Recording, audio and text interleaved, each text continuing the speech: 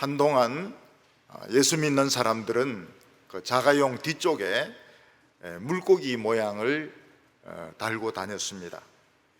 이 물고기를 헬라 말로 익투스라고 하는데, 다른 한편으로는 예수 그리스도 하나님의 아들 구원자라는 뜻을 첫 자를 이렇게 모으면 익투스가 되는 것입니다.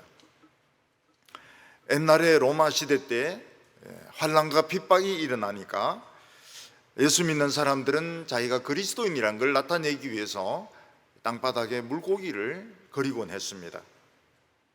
영화 코바디스를 보면 주인공 그 남자 장군이 인질로 잡혀온 리디아란 여자를 사랑해서 막 따라다닙니다. 그때 이 리디아는 나뭇가지를 주워서 물고기 모양을 이렇게 그립니다.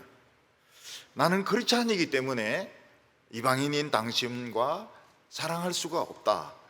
당신과 결혼할 수도 없다. 나는 다른 사람이다 하는 뜻으로 이렇게 물고기를 땅에 그리는 것을 볼 수가 있습니다. 요즘은 이 물고기보다는 이 해병대 마크를 붙이고 다니는 사람들이 많은 것 같습니다. 그래서 이 해병대끼리 접촉사고를 하면 첫 마디가 너 몇 끼냐? 그래 뭐 몇 끼라고 이렇게 하면 서로 만사하고 간답니다. 한 번 해병은 영원한 해병이니까. 그래서 해병대는 꼭 뒤에 해병대 마크를 붙이고 다니고 있습니다. 크리스찬도 뒤에 이 물고기 형상을 해놓으면 좋을 것 같아요. 그래서 과속을 할 수도 없고 또 불법 유턴도 할 수도 없고 그럴 것 같은데, 요즘 이제 물고기가 없어졌습니다. 누가 다 잡아간 것 같아요. 어떤 엄마는 차도 튼튼한 이런 그 SUV인데 뒤에 뭐라고 적혀 있는가 하면 여기에 까칠한 아기가 타고 있어요. 이러면서 함부로 부딪히지 말라고. 애가 성격이 굉장히 까칠한 것 같습니다. 그런 스티커를 붙여놓고 다니는 엄마들도 있습니다. 뭐 왕초보 이런 사람도 있고, 엄청난 초보 이런 사람도 있습니다. 외국에서 주민들 중에서 자기 지역에 대한 자부심을 안 가진 사람은 없을 것입니다. 그런데 가장 자부심이 센 사람들이 뉴욕에 있는 맨하탄 사람이라고 합니다. 그들은 자신들이 맨하탄 사람이라고 이렇게 이야기할 때 우리는 여행객이 아니다, 우리는 떠돌이가 아니다, 우리는 이 맨하탄에 사는 세계 중심의 지식과 경제와 예술과 모든 것이 이렇게 집합되어 있는 맨하탄 사람이다, 이런 것을 과시하는 의미가 있다고 합니다. 그 대신에 저 사람은 여행객이야 이러면은 다른 말로 표현하면 맨하탄 사람이 아니고 맨하탄 사람들의 자부심을 모른다, 이런 뜻을 가지고 있는 것입니다. 일반인들 중에서 이 제복, 유니폼을 참 좋아하는 사람들이 있습니다. 유니폼 중에서 멋진 유니폼은 역시 사관 생도들의 유니폼입니다. 사관 생도들은 아주 멋진 옷을 입고 절도 있게 행동을 합니다. 그런데 만약 어떤 사관 생도가 길에서 술에 취해가지고 다른 사람과 막 싸우고 있다면 그 생도는 생도답지 못한 행동을 하고 있는 것이고, 학교에 들어가자마자 당장 교장에 의해서 퇴교 조치를 당할 것입니다. 군 장성들은 군대에서도 특별한 대우를 받습니다. 그런데 우리나라 어떤 사령관은 다른 사람들 만나서 술을 많이 마시는 바람에 휴게소에서 막 비틀거렸습니다. 이걸 어떤 사람이 신고하는 바람에 별 4개가 떨어지게 되었습니다. 별 4개는 진짜 별 4개답게 행동을 해야 되는데 아주 그냥 술에 취해서 비틀거리는 바람에, 그러니까 정복을 입고 술을 마시면 안 되는 겁니다. 사복을 입고 술을 마시든지 비틀거리든지 해야 되는데 별 4개를 달고 술을 마시니까 사람들이 그걸 신고를 해가지고 그 사람은 장성에서 물러나게 되었습니다. 군인들은 군복을 입는데 전쟁이나 훈련할 때는 총을 가지고 탄띠를 차고 부대에 집합해서 전쟁터를 향하여 가게 됩니다. 군인은 용기가 있어야 됩니다. 그리고 명령에 복종을 해야 됩니다. 이게 군인입니다. 돌격해라 그러면 막 폭탄이 터져도 돌격을 해야 됩니다. 의사들은 가운을 입습니다. 흰 가운을 입는데 이 환자를 치료하는 데 있어서 흰 가운은 절대적인 권위를 가집니다. 의사가 치료하고 있는데 다른 사람이 간섭할 수가 없습니다. 그러면 그리스도인들은 어떤 옷을 입어야 되며 어떤 행동을 해야 될까요? 참 그게 문제입니다. 저는 처음 누구로부터 이 반짝이가 있는 넥타이를 선물로 받았습니다. 근데 저는 그 넥타이, 반짝이가 있는 넥타이를 오랫동안 매지 못했습니다. 왜냐하면 이거는 술집에서 가수나 사회 보는 사람이나 이거 매는 것이지, 날라리나 매는 것이지, 목사가 어떻게 강대상에서 반짝이가 있는, 구슬이 있는 이 넥타이를 맬 수 있는가? 그래서 한동안 안 맸습니다. 근데 한번 노예 갈 때 그걸 메고 갔더니, 아까워서 메고 갔더니 다 멋있다는 것입니다. 이게 좀 날라리처럼 안 보이냐니까 절대 날라리로 안 보인다는 겁니다. 그래서 지금은 반짝이가 없으면 잘 안 매게 되는 이런 경지까지 오게 되었습니다. 반짝이가 없는 것도 있습니다. 근데 잘 안 매게 돼요. 이 반짝이에 중독이 된 것 같아요. 날라리로 보이든지 말든지 간에 자건 이 반짝이를 이 넥타이를 매게 되었고, 근데 외국에서 온 넥타이는 반짝이가 없습니다. 외국 사람들은 반짝이를 안 달아요. 근데 요즘은 조금씩 달기 시작한다는 겁니다. 왜냐하면 워낙 이 반짝이가 인기가 있기 때문에. 그래서 이 목사는 반짝이 있는 넥타이를 매도 되는가? 매면 안 되지만 저는 맵니다. 크리스찬들은 어떻게 어떤 옷을 입어야 되며 어떤 행동을 해야 크리스찬다운가 하는 것입니다. 오늘 첫 번째로 보면 크리스찬에게 합당한 생활이 무엇인가 하는 것입니다. 사람들에게는 자신에게 합당한 옷이 있고 자신에게 합당한 행동이 있습니다. 얼마 전에 어떤 소방대장이 그 불난 거기에 창고에 들어갔다가 부하들은 나오게 하고 자기는 나오지 못하고 죽었습니다. 참 이 사람은 너무나도 소방대장다운 행동을 했고 그는 정말 존경받을 사람인 것입니다.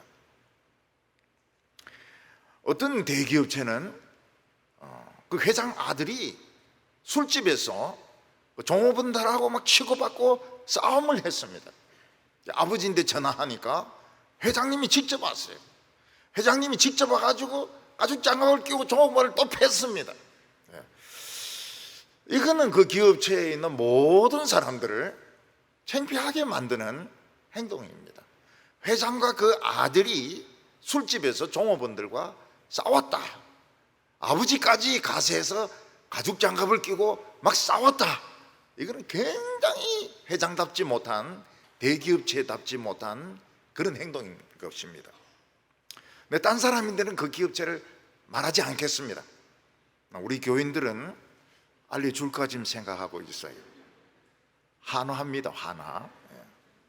폭탄을 자꾸 만들다 보니까 막 주먹이 나가는 것 같아요. 사도 바울은 빌립보 교인들에게 교인으로서 합당한 생활이 있다고 말씀하고 있습니다.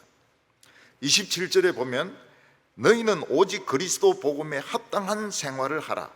이는 내가 너희에게 가보나 떠나 있으나 너희가 한 마음으로 서서 한 뜻으로 복음의 신앙을 위하여 협력하는 것과, 여기 합당하게 생활하라 이 말이 원어로는 폴리투 에스테로 되어 있습니다. 폴리투 에스테는 어떤 시민으로서 참 합당한 시민의 자격에 맞게 행동하라, 그런 뜻이 들어있는 것입니다. 로마인은 로마 시민답게 행동을 해야 되고, 아테네 시민은 아테네 시민답게 행동을 해야 되는 것입니다. 한 번은 런던에서 버스를 탔는데 한국 사람들이 한국말로 막 이야기하고 떠들고 이러니까 옆에 있는 영국 사람들이 영국에 와서는 영국식으로 이야기를 해야 된다, 이렇게 하면서 아주 점잖게 충고를 했습니다. 말도 영어로 해야 되고 또 한국에서 하던 식으로 하면 안 된다, 그런 뜻이었습니다. 그런데 한국 사람들은 어디를 가더라도 한국인답게 행동을 합니다. 한국인다운 행동이 무엇인가 하면 그 유명한 명성고지 거기에 나 누구 왔다 갔다 이걸 다 적어 놓는 거예요. 그것도 한국말로. 뭐 스위스에 가든지 에집트 피라미드를 가든지 뭐 일본 어디를 가든지 나 왔다 간다, 나 누구 김 누구 왔다 간다, 사람들이 모를까 싶어 가지고 참 그 한국 사람다운 그런 행동을 하고 있습니다. 어떤 사람은 서울대 출신들은 꼭 서울대 티를 낸다는 거예요. 그러니까 뭐 어떻게 해서든지 티가 난다는 겁니다. 그 사실 맞아요. 딱 알 수가 있습니다. 딱 티를 내게 행동을 합니다.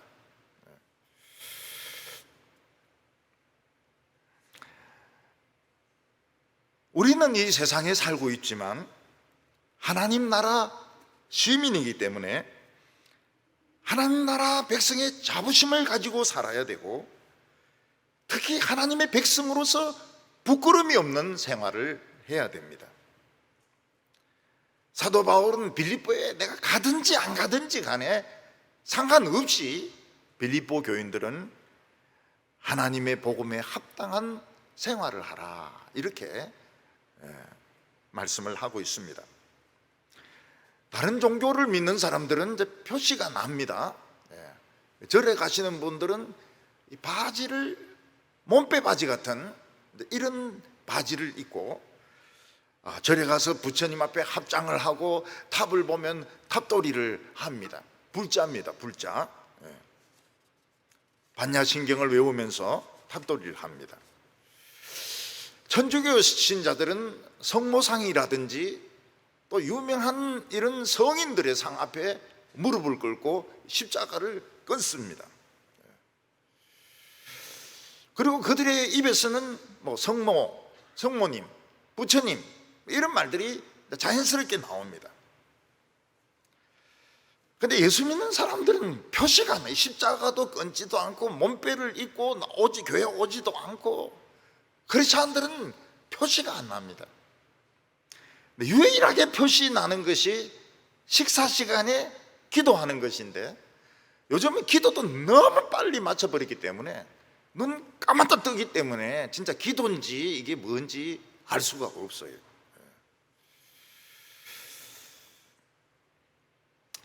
그렇지 않으면 어떤 기가 막힌 일을 닥쳤을 때 주여 이렇게 합니다. 그러면 교회 다니는 사람입니다. 기가 막히지 않으면 주여도 안 나옵니다. 너무 기가 막힌 일 당하면 주여 이런데 그 사람은 교회 다니는 사람입니다. 그러면 이 교회 다니는 사람의 표시는 식사 기도하는 것 말고는 알 수가 없는가? 기가 막힌 일 당했을 때 다른 사람들 오 마이 갓 이렇게 하는데 주여 그거 말고는 표시가 안 나는가? 그리스도인다운 행동은 무엇인가 하는 것입니다. 사도 바울은 로마서 1장 14절에서 헬라인이나 야만인이나 지혜 있는 자나 어리석은 자에게 다 빚진 자라 이렇게 말했습니다. 우리 그리스도인들의 심정은 어떤 심정입니까? 다 빚진 자의 심정입니다. 빚진 자는 돈을 빌려준 사람 앞에서 큰 소리를 칠 수 없습니다. 그리고 빚을 빨리 갚지 않으면 늘 마음속에 부담이 있습니다. 마찬가지로 우리는 이 세상에 어떤 권리를 가지고 있는 것이 아니고 빚을 가지고 있습니다. 부채를 가지고 있습니다. 왜냐하면 똑같은 죄인인데 우리는 엄청난 하나님의 축복을 받은 사람들입니다. 다른 사람들은 다 멸망으로 갑니다. 멸망으로 가는 줄 모르면서 멸망으로 가고 있습니다.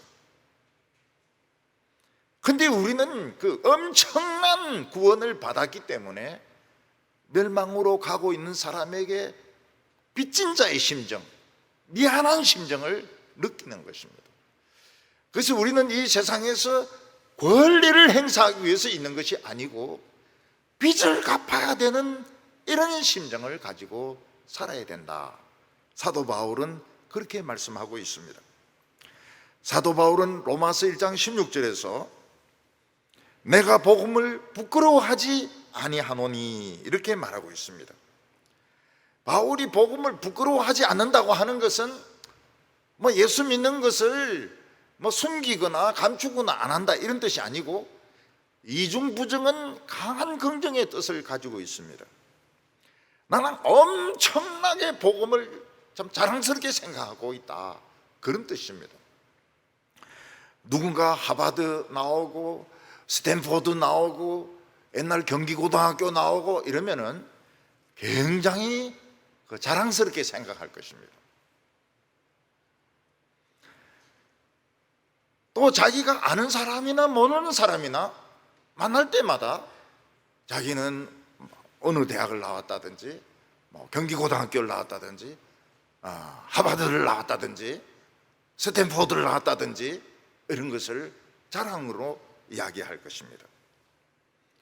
마찬가지로 우리는 하나님의 아들로부터 말씀을 받았습니다. 이 하나님의 말씀을 받았습니다. 이 세상에 인간의 말은 많이 있지만 하나님의 말씀을 받은 사람은 우리밖에 없습니다. 우리는 사람들을 멸망에서 살릴 수 있는 유일한 방법인 복음을 가지고 있는 자들입니다. 그래서 그리스도인들은 한편으로는 빚진 자의 심정으로 살고 다른 한편으로는 참 그리스도인이란 것을 굉장히 자랑스럽게 생각하고 복음을 자랑스럽게 생각하는 어느 곳에 가든지 복음을 이야기하고 어느 곳에 가든지 성경책을 펴놓고 이야기하고 그런 자세가 크리스찬의 자세인 것입니다. 세상 사람들은 돈 많은 것을 자랑합니다. 저희 아파트에도 이 오픈카들이 많아지고 있습니다. 어저께는 보니까 BMW가 뚜껑을 탁 열어놓고 막 싹 들어오는데 어떤 여자분이 타고 있는 겁니다. 그리고 뚜껑 탁 닫고 집으로 들어가요. 나도 저 뚜껑 없는 거 옆에 한번 타봤으면 좋겠는데 그런 생각을 사람들은 가질 수 있는 것입니다. 사람들은 자신의 권력을 자랑합니다. 난 총리다. 나는 국회의원이다. 이러면 어떤 모임 같은 거 할 때 의자 서열을 잘못하면 그 의전들 난리가 납니다. 난리가 나요. 별 2개가 별 1개 뒤에 의자를 두었다. 이거는 죽는 거예요. 죽는 거. 어떤 놈이 이런 식으로 의자를 배치했느냐. 앉지도 못합니다. 별 하나가 별 2개 앞에 앉지도 못해요. 국회의원을 저 뒤에 자리를 배치했다. 그러면 그놈은 죽습니다. 사람들은 이 세상에 권력을 자랑하고 돈을 자랑하고 차를 자랑하고 성공을 자랑하는데 우리는 그리스도인인 것을 자랑을 합니다. 난 그리스도인입니다. 이것을 세상 사람들은 이해하지 못합니다. 그리스도인은 아무나 될 수 있는 거 아니냐? 교회만 다니면 그리스도인 아니냐? 그리스도인 너희들이 하는 게 뭐가 있느냐? 그러면서 지금 교회를 모욕하고 있고 복음을 조롱하고 있습니다. 그리스도인들은 겉으로 드러나는 옷이나 행동은 없습니다. 그러나 그리스도인들은 생활하는 것이 달라야 됩니다. 우선 세상 사람들이 보기에도 옳지 않은 일은 해서는 안 됩니다. 예를 들어서 음주운전 하는데 잡힌 데 보니까 교회 집사라, 그러면 안 되죠. 음주를 해서는 안 되죠. 막 폭력을 막 쓰고 가죽장갑 끼고 두들겨 패고 이러는데 보니까 강도사라. 당신 직업이 뭡니까? 강도사입니다. 강도가 뭐냐? 그 감옥에서 나온 지 얼마 안 됩니다. 네. 강도하는 사람입니다.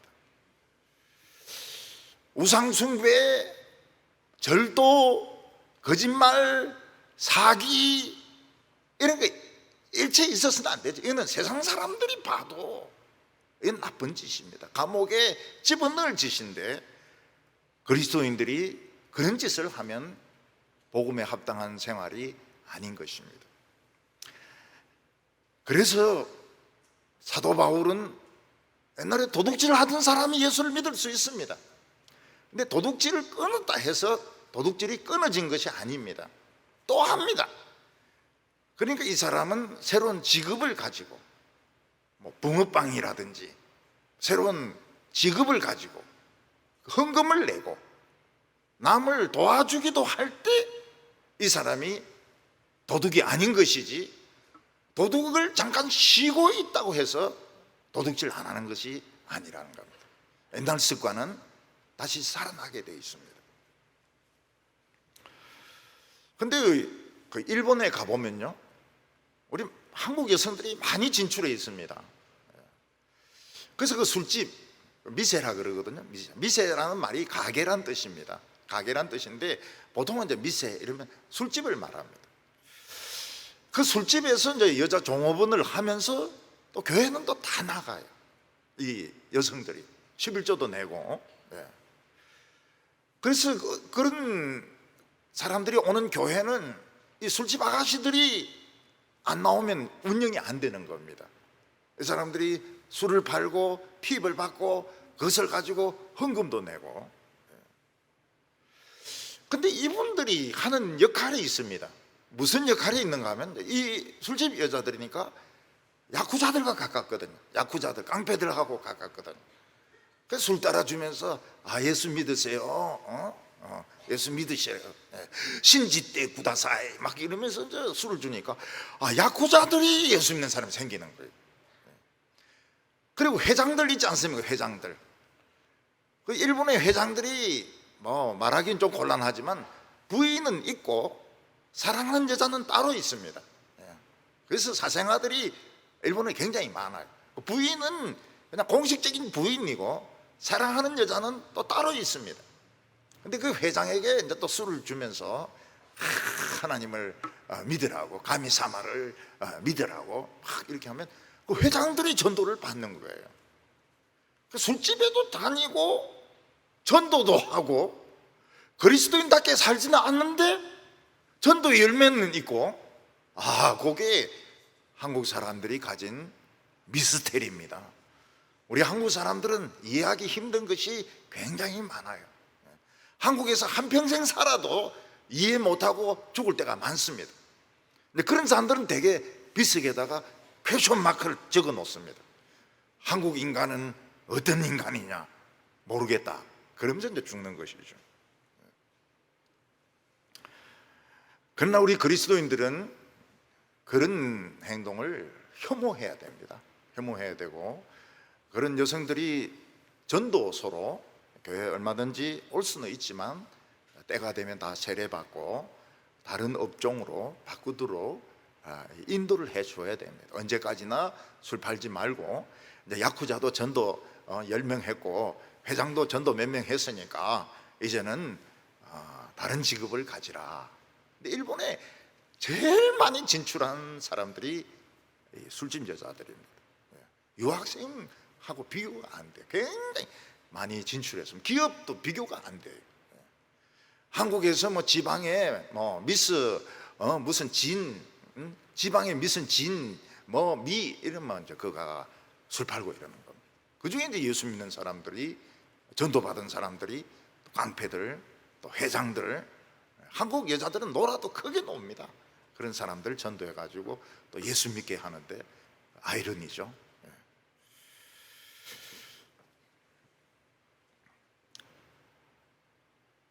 우리 예수 믿는 사람들은 이 행동과 양심이 더러우면 안 됩니다.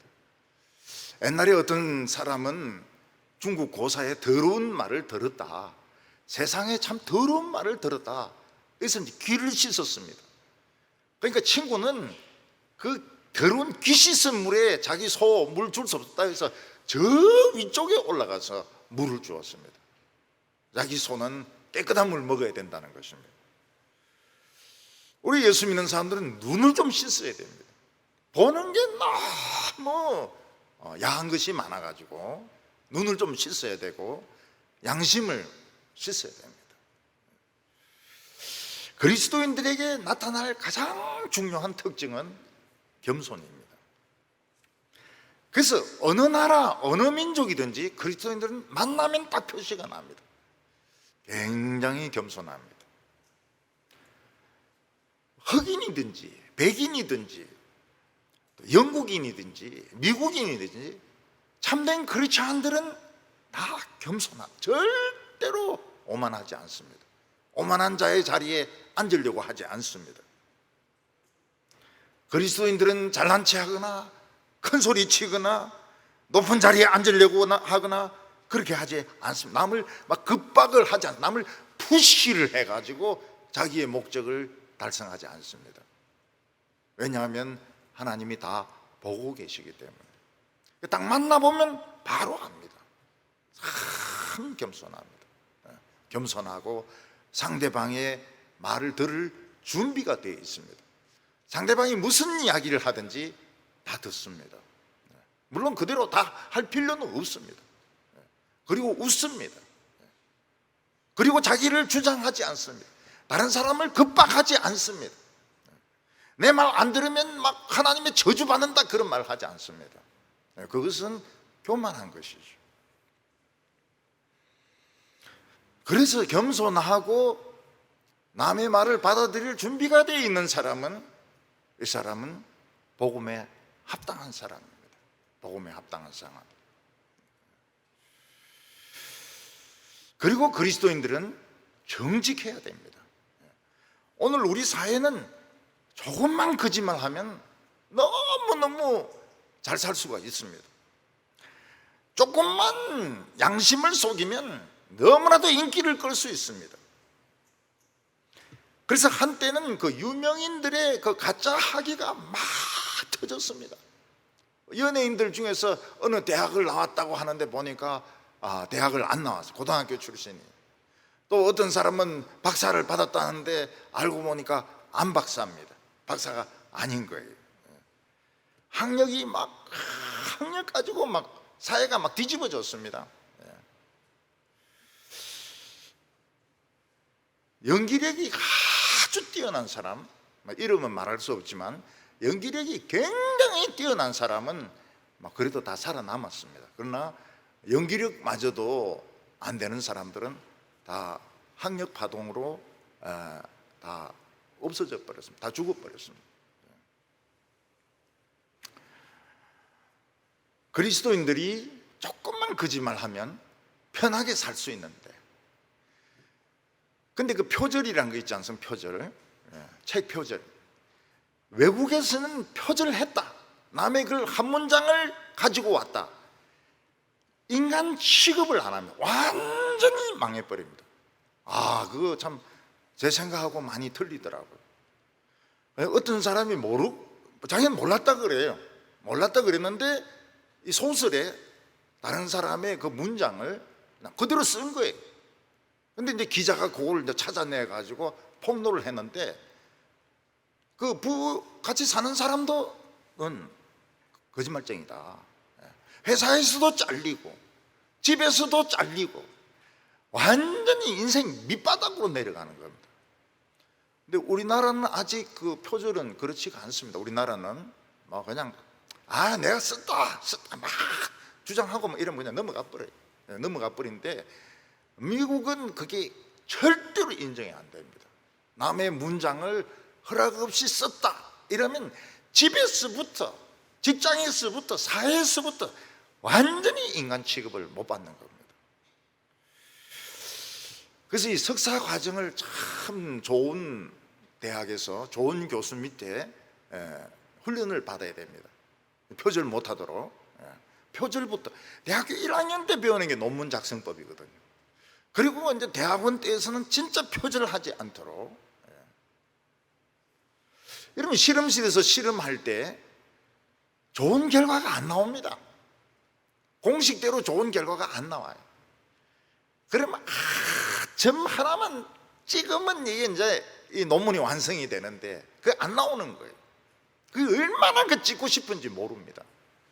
근데 그 실험 망치더라도 그렇게 안 나온 결과를 나왔다고 하면 또 누군가가 그걸 검증을 하면서 결국 이 사람은 엉터리 데이터를 내놨다. 우리나라는 막 그냥 넘어가는데, 왜냐하면 우리나라는 살기 좋은 나라 아닙니까? 동해물과 백두산이 살기 좋은 나라 아닙니까? 그러니까 뭐 점 하나 찍었다 해서 뭐 석사학위 취소하고 이렇지는 않습니다. 그러나 외국에서는 그 봐주는 거 없어요. 완전히 이거는 다 취소돼 버립니다. 정직이라는 거예요. 그러니까 이 미국 사람들 보면 얼마나 성행위가 문란합니까?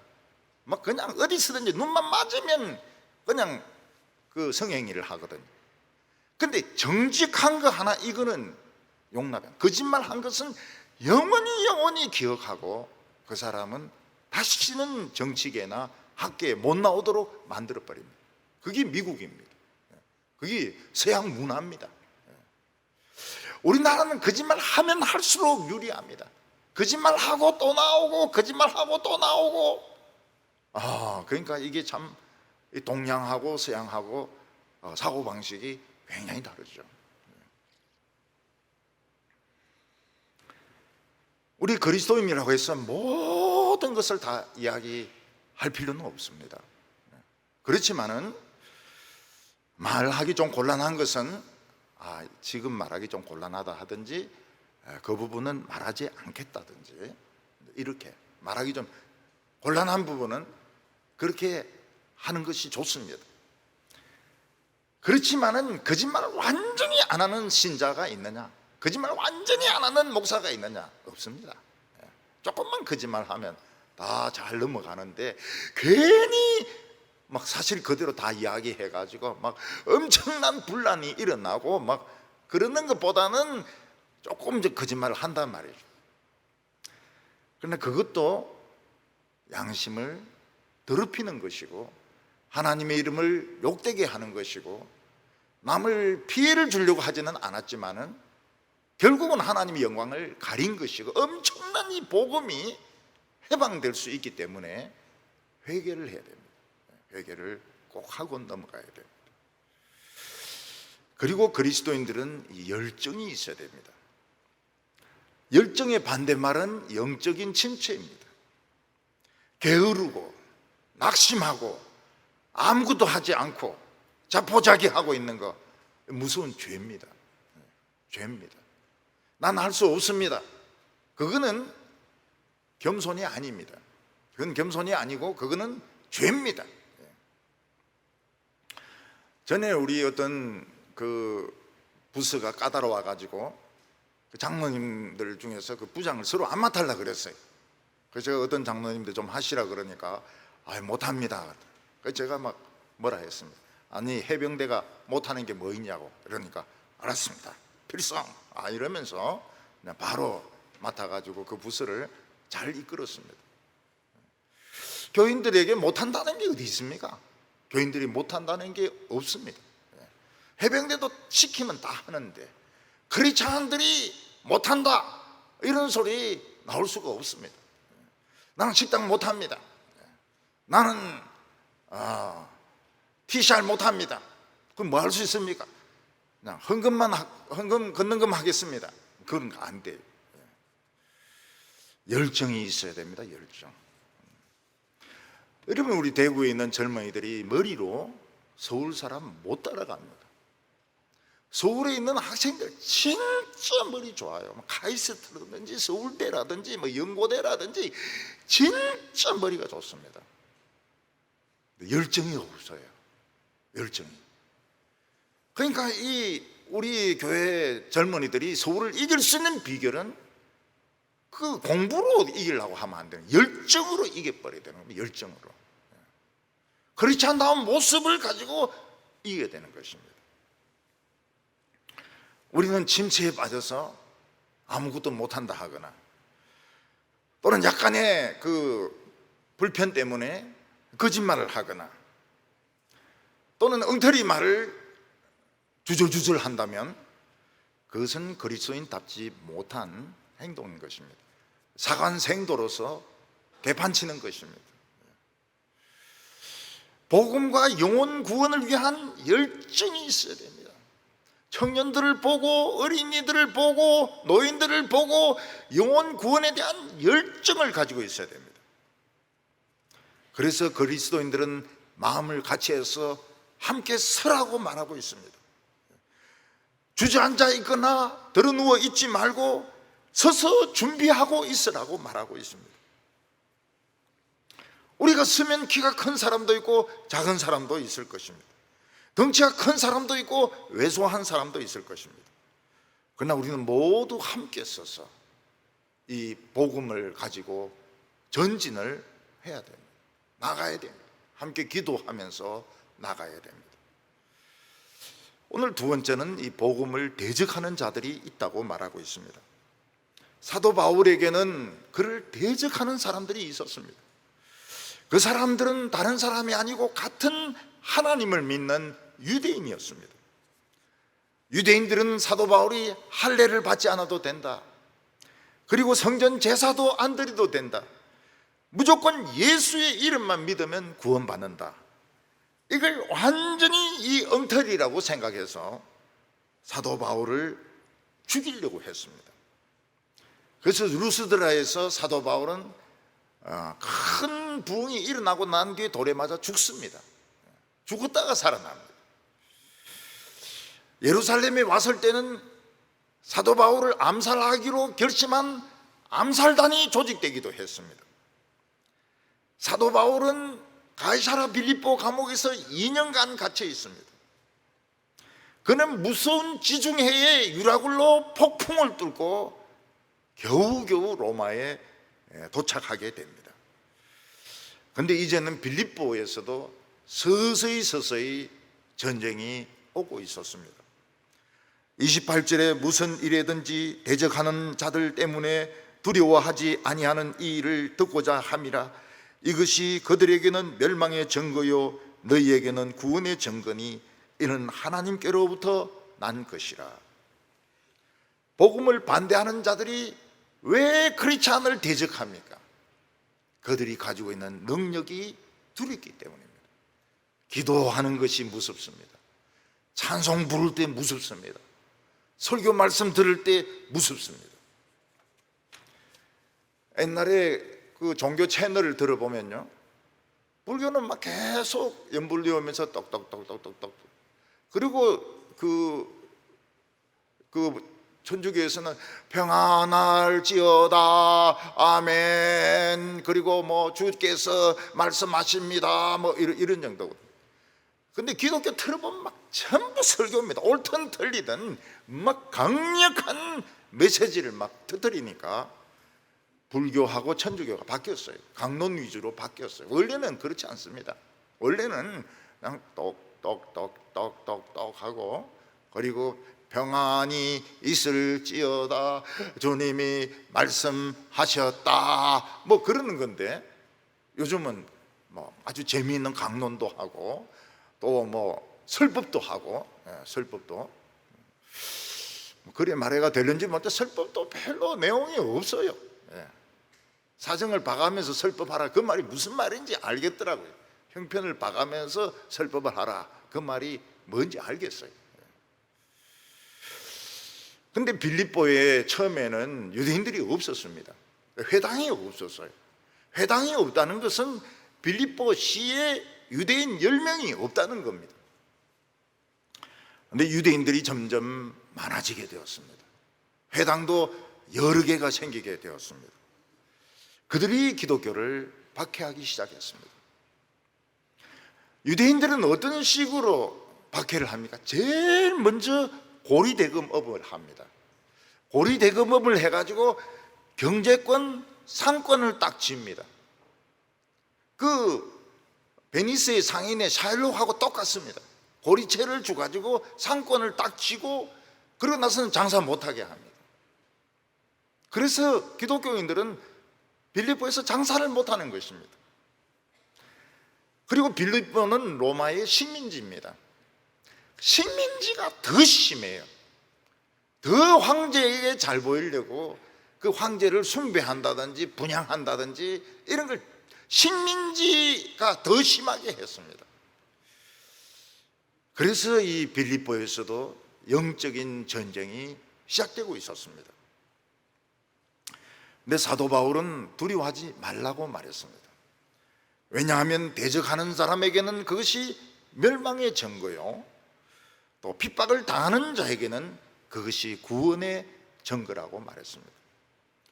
복음 때문에 핍박받고 구원 못 받는 사람 아무도 없습니다. 다 구원받습니다. 구원의 증거입니다. 핍박 안 받는 것이 문제죠. 핍박받는 것은 구원의 증거입니다.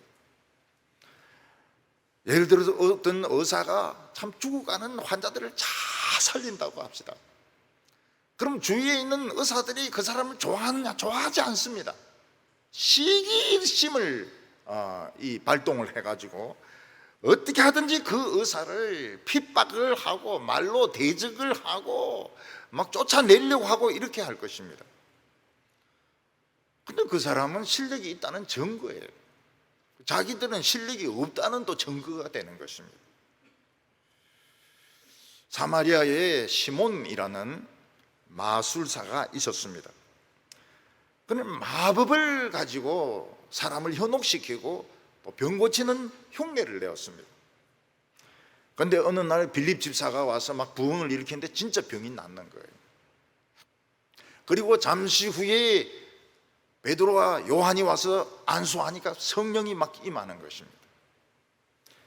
그러니까 이 마술사 시몬은 베드로를 찾아와 가지고 돈을 주면서 성령을 좀 팔아라고 이야기했습니다. 그때 베드로는 이 마법사 시몬에게 뭐라고 이야기하는 겁니까? 돈과 같이 망해버려. 넌 돈과 같이 망해라. 너가 어떻게 성령을 돈을 주고 살려고 하느냐. 그러면서 그를 책망을 했던 내용이 나옵니다. 빌립보는 유대인들이 많아지면서 경제권을 차지하기 시작했습니다. 그리고 빌립보는 작은 로마라고 말할 정도로 로마의 식민지였습니다. 이런 곳에서 지식인들이 그 황제에게 아부하기 위해서 로마가 시키지도 않은 짓을 합니다. 황제 숭배 이런 거 막 지식인 이런 사람들이 앞장서서 막 떠들어대고 핍박하고 막 이렇게 합니다. 근데 사도 바울은 두려워하지 말라고 말하고 이건 다 하나님께로부터 난 거라고 말했습니다. 복음이 장사하듯이 술술 잘 풀리면 사람들은 복음의 가치를 모릅니다. 복음이 오염될 가능성이 많이 있습니다. 근데 복음 때문에 장사도 하지 못하고 공직에서도 쫓겨나고 감옥에도 갇히고 목이 잘리기도 하고 이럴 때에 복음은 순수해집니다. 그리고 사람들은 복음에 대한 열정이 생기는 것입니다. 존 오원이라는 사람은 옥스퍼드의 부총장으로 있었습니다. 근데 그 사람은 너무 복음적이어서 부총장직도 쫓기고 재상도 박탈당하고 굉장한 어려움을 겪었습니다. 그 사람하고 존 번연하고는 친구입니다. 한 사람은 굉장히 공부를 많이 한 사람이고 한 사람은 공부를 전혀 안 한 땜쟁이 아들인데 서로가 친구였습니다. 굉장히 친분이 있는 사람이 되었습니다. 어떤 사람은 너무 복음을 가지고 설교하니까 이 사람은 강대상에 세우지 말고 이 사람의 설교 듣는 사람은 의자에 앉히지 말라. 그래서 그 목사가 설교하러 오면 강대상에 쇠줄을 칩니다. 이 사람은 복도에서 설교하고 교인들은 의자에 한 명도 앉지 못합니다. 전부 요 복도에 다 앉습니다. 그런 예배를 12년을 드립니다. 12년을 복도에 앉아가지고. 그리고 나서 그 통치자의 마음이 바뀌어가지고 그 사람한테 그 교회를 완전히 목회를 하고 교인들도 의자에 앉아서 설교를 듣게 된 것입니다. 오늘 우리가 이 의자에 앉는 거 이거 대단한 겁니다.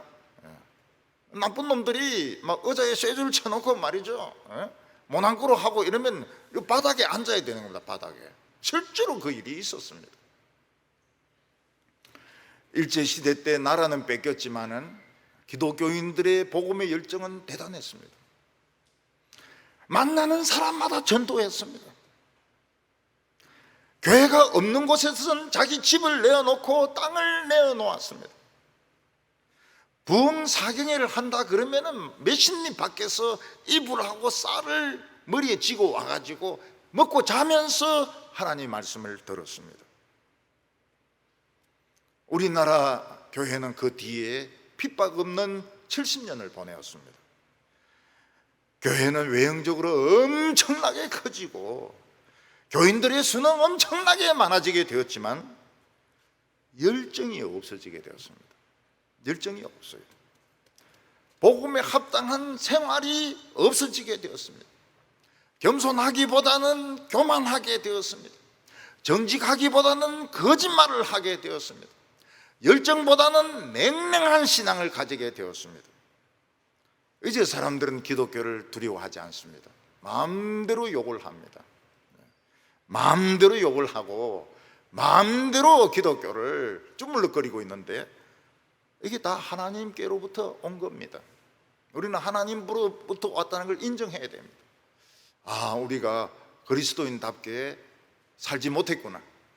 그리스도인답게 목회를 하지 못했구나. 너무 잘난 체 했구나.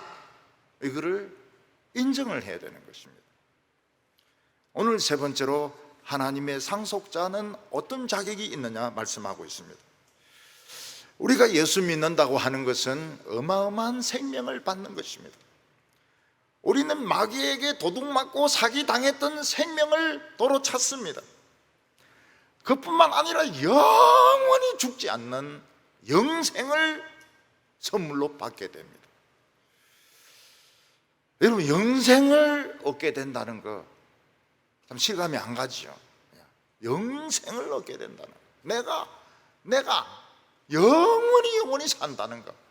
얼마나 이게 참 팬테스틱한 것입니까? 얼마나 이게 멋진 것이 안 믿어지죠.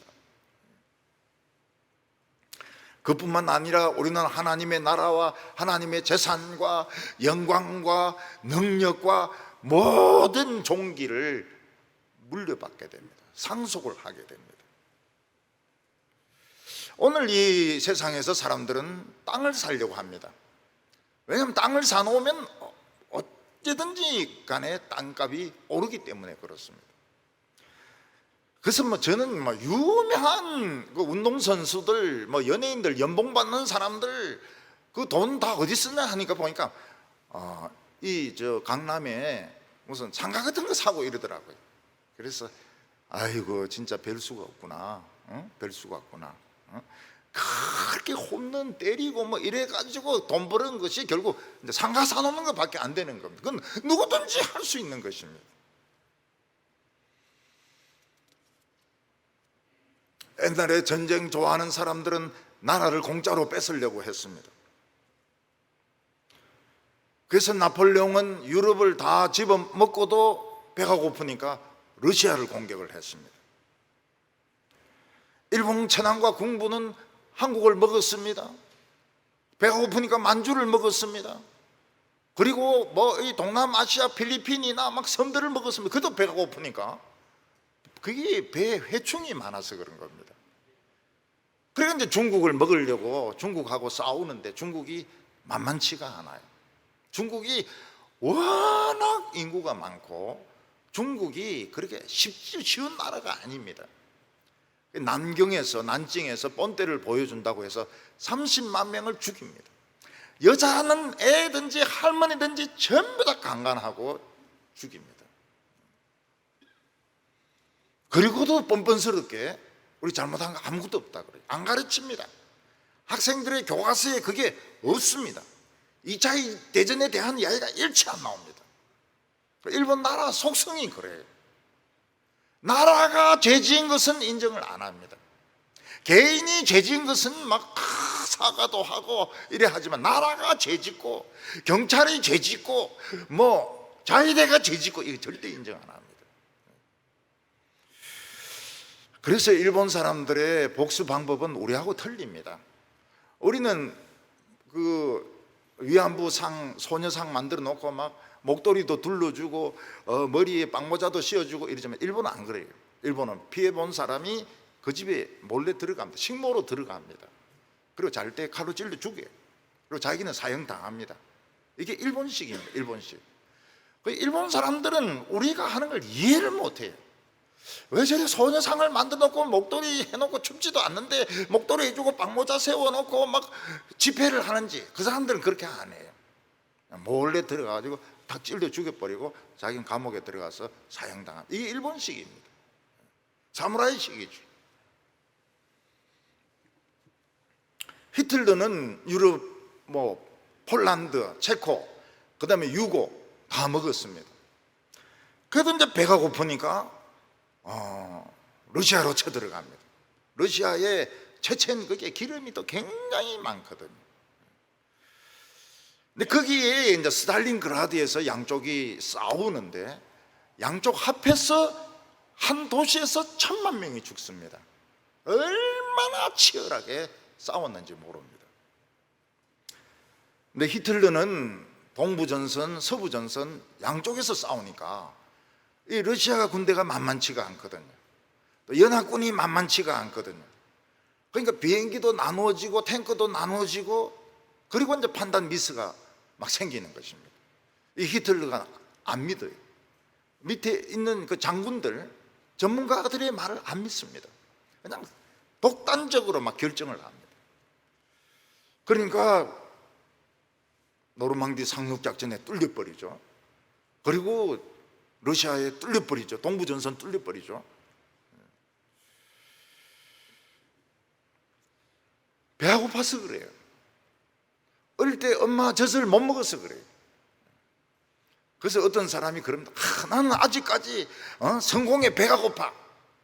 어릴 때 얼마나 굶었으면 또 아직까지도 배가 고프냐고 말이죠. 배가 고플 나이가 넘었는데 영원히 그 배가 고파야 돼요. 그런 인간들은 지옥에 가가지고 영원히 목마르고 영원히 배가 고파야 되는 겁니다. 절대로 열매 주면 안 돼요.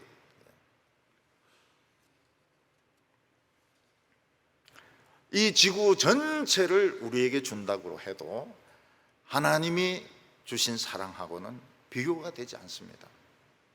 하나님의 사랑은 참 위대한 사랑입니다. 우리는 세상이 크다 이렇게 생각하지만 우주는 더 큽니다. 하나님의 나라는 우주보다 더 큽니다. 천천만만의 천사들이 있습니다. 거기에 엄청난 하나님의 영광과 권세와 능력과 지혜와 부와 종기와 모든 것이 다 있는데 우리에게 상속해 줄 것입니다. 거기에 비하여 지구는 쓰레기입니다. 지구 공중에는 지금 쓰레기들이 돌고 있습니다. 그게 전부 기한 지난 그 우주선들입니다. 그건 뭡니까? 우주선, 시효가 끝난 그 비행선들입니다. 그게 이제 한 번씩 떨어져요. 지난번에도 러시아에 하나 떨어졌습니다. 앞으로 계속 하늘에서 별똥이 아니고 쓰레기들이 떨어질 겁니다. 우주에 한번 올라가 보면 환상적이다. 환상적이 뭐가 환상적? 쓰레기들이 엄청나게 돌고 있습니다. 태평양은 어떻습니까? 우리나라만한 쓰레기가 지금 돌고 있습니다.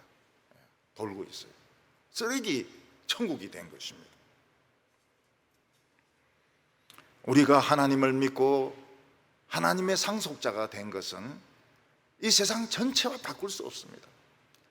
아무리 좋은 대학교를 졸업하고 아무리 좋은 빌딩을 사고 몇십억짜리 빌딩을 사고 거기서 나오는 월세가 뭐 몇백만 원 몇천만 원 된다 하더라도 하나님의 이 사랑하고는 비교할 수가 없습니다. 그래서 우리는 이 세상에 있는 것을 탐낼 필요가 없습니다. 여러분, 만약 대통령의 아들이나 큰 기업체의 아들이나 왕의 아들 같으면 뭐 시시한 물건이나 자리 가지고 싸우지 않습니다. 오히려 더 자신의 신분을 감추고 더 어렵고 험한 데 가가지고 막 고생하면서 지날 것입니다. 우리나라 어떤 회장 아들은 쫄병으로 군대 갔습니다. 자기가 지원을 했어요. 최전방으로 보내달라고. 그 최전방에서 빠따 맞고 거기서 보초 쓰고 막 그러면서 이 사람은 자기가 회장 아들이라는 말을 안 하는 겁니다. 왜냐하면 자부심이 있었기 때문입니다. 우리 아버지 재산 내가 다 상속한다 하는 자부심이 있었던 것입니다. 29절에 그리스도를 위하여 너희에게 은혜를 주신 것은 다만 그를 믿을 뿐 아니라 그를 위하여 고난도 받게 하심이라. 하나님의 상속자는 공짜로 되는 것이 아닙니다. 우리의 목적은 종교 생활이 목적이 아닙니다.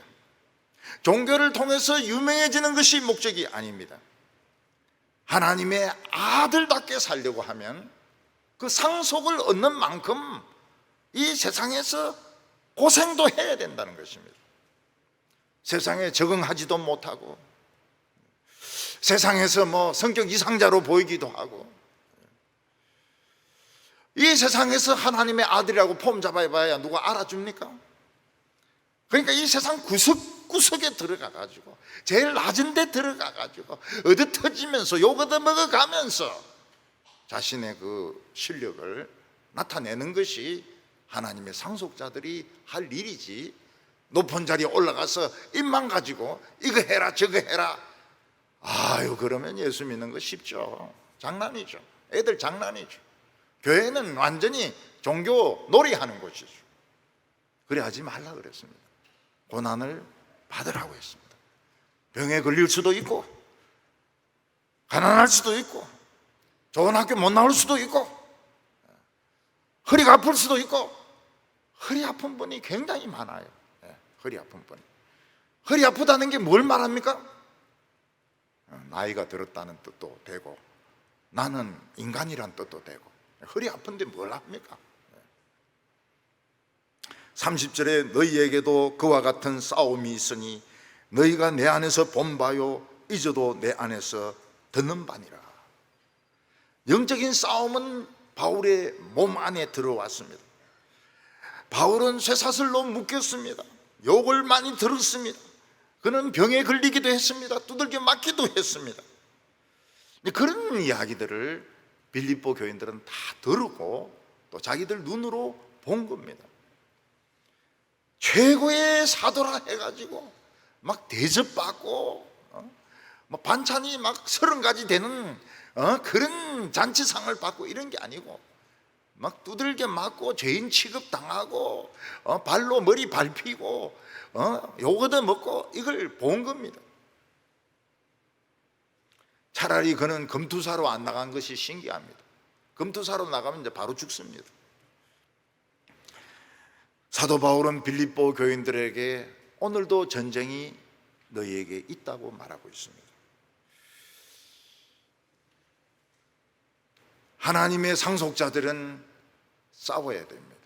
매일매일 싸워야 됩니다. 복음이 아닌 거짓을 용납할 수가 없습니다. 아무리 현란한 말을 갖다 붙여도 거짓말하는 것에 우리는 속아서는 안 됩니다.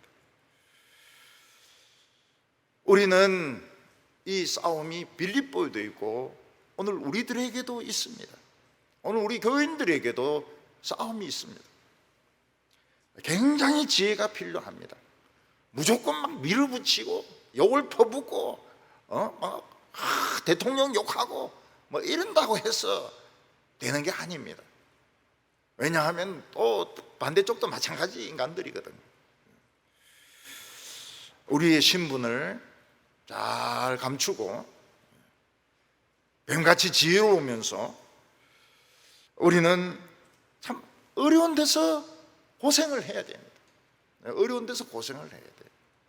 선교사들도 선교지에 가서 내가 선교사라 해가지고 막 명령하고 막 야단치고 이렇게 하면 안 됩니다. 거기서 고생을 해야 됩니다. 하나님의 나라는 공부나 학벌이나 돈이 아닙니다. 최고로 어려운 데 가서 고생하는 것이 상 받는 것입니다. 우리 성도님들은 편하게 믿으려고 하지 마시고 편한 길 가려고 하지 마시고 어려운 길을 가셔서 하나님 나라를 상속하는 우리 상속자들이 다 되시기 바랍니다. 기도드리겠습니다. 거룩하신 하나님 아버지, 저희들을 위대한 하나님의 상속자로 삼아주심을 감사합니다. 우리는 복음이 얼마나 위대한지 모르고 그냥 입 다물고 세상의 권리만 주장하면 되는 줄 알지만은 하나님은 우리가 고난받기를 원하십니다. 하나님의 아들로서 이 세상에서 욕을 먹고 핍박당하고 장사도 잘못하고 성진도 잘못해도 하나님의 자녀의 자부심을 가지고 날마다 살아가게 하여 주시옵소서. 세상의 기준의 잣대를 가지고 갖다 대지 말게 하여 주시고 우리는 하나님의 상속자로서 저 우주보다 더 큰 하나님의 나라를 물려받는 자들이 되게 하여 주시옵소서. 예수님의 이름으로 기도하옵나이다. 아멘.